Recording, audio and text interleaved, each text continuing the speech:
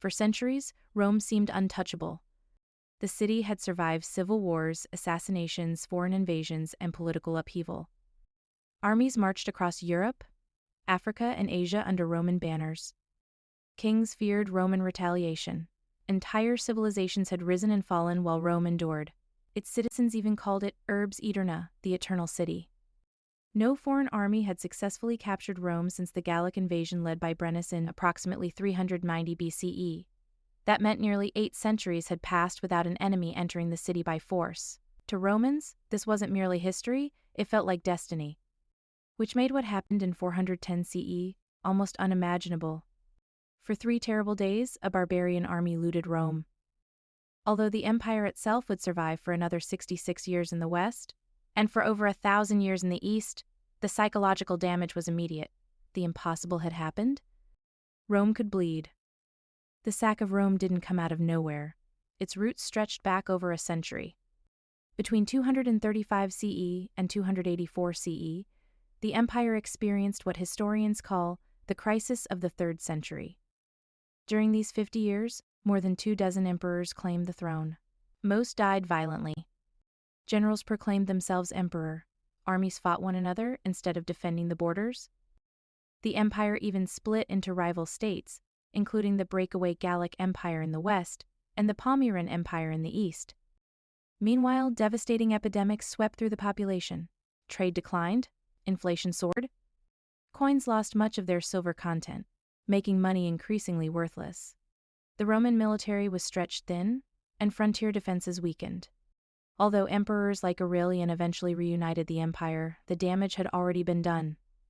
Rome recovered, but it never fully regained the stability it had once enjoyed.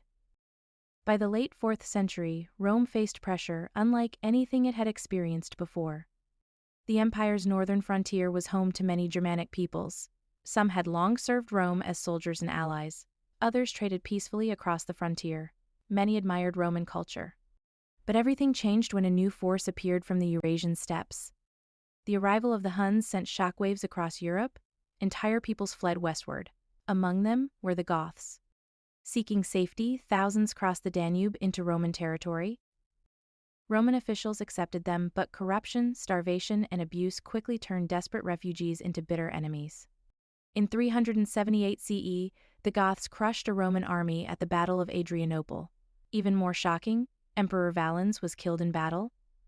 The Roman military had suffered one of the worst defeats in its history. The leader who would eventually sack Rome was Alaric I. Contrary to popular imagination, Alaric wasn't simply a barbarian warlord bent on destroying civilization. He had served within the Roman military system. He understood Roman politics. He admired Roman wealth. What he wanted was recognition, land for his people, and a senior military command. Repeatedly, Roman officials promised agreements. Repeatedly, those promises fell apart. As negotiations failed, Alaric marched into Italy. He surrounded Rome several times, hoping political pressure would force concessions. Instead, the Roman government stalled while Emperor Honorius remained safely protected in the heavily fortified city of Ravenna. Eventually, diplomacy collapsed. On August 24, 410 CE, Gothic soldiers entered Rome. According to later tradition, sympathetic slaves opened one of the city's gates. For 3 days, the Visigoths looted the city. Unlike many ancient conquests, this was not a campaign of total destruction. Many churches were respected as places of sanctuary. Large-scale massacres appear to have been limited compared to other ancient sacks. Nevertheless, priceless treasures disappeared. Homes were stripped, palaces were plundered. Thousands of Romans were taken captive. For citizens who believed Rome was eternal, the emotional devastation far exceeded the physical damage. The symbolic heart of the Roman world had been violated. News spread rapidly across the empire. People everywhere struggled to understand how such a catastrophe could happen. The sack immediately sparked a religious debate. Many pagans blamed Christianity. Only decades earlier, Christianity had become the empire's dominant religion. Some argued that abandoning the old gods had removed Rome's divine protection. Others believed the disaster represented God's punishment for Roman sins. Christians responded differently.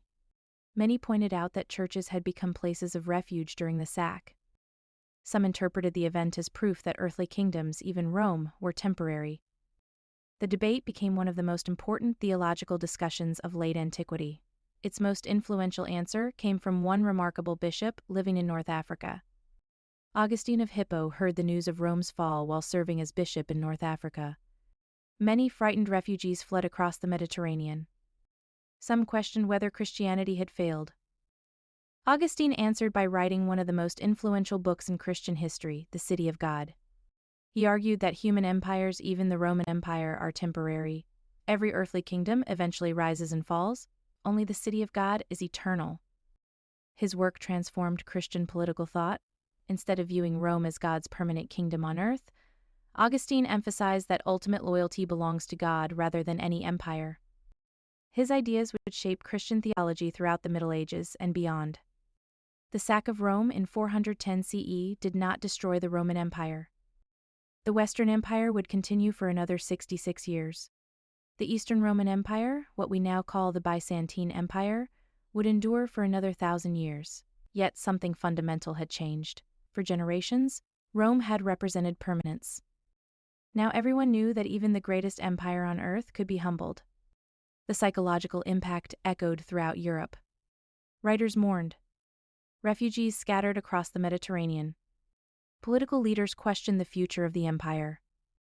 The event became a symbol marking the beginning of a new historical era. But, despite appearances, Rome itself was not finished. The empire would continue evolving, adapting, and surviving in unexpected ways. And in our next episode, we'll explore how the Roman Empire in the East preserved Roman civilization while the West slowly unraveled, proving once again that Rome never truly died.